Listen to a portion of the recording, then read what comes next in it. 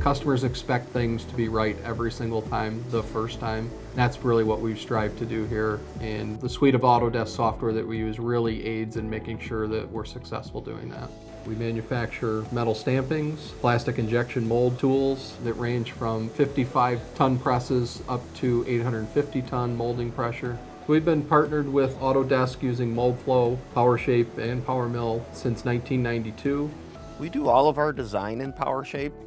So once you bring the part in, I'll design the water, bring it into Moldflow, test it, tweak it a little in PowerShape, bring it back into Moldflow and test it again.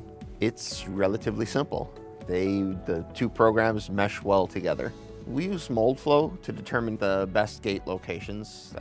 You'll then pick one and then run your fill analysis. Once you have the fill analysis and you make sure that the part fills correctly, then you can start to tweak the different packing pressures and the waterline locations in order to get the part out of their highest quality and least warp.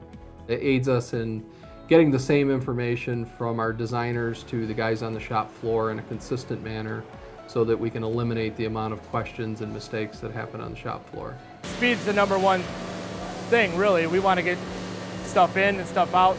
PowerMill helps us do that with these complex jobs, with the tight tolerancing and the multi-axis setups on all types of different mills. With Moldflow in our building, we see a lot less rework, jobs that are coming out right. We don't have to set them back up again.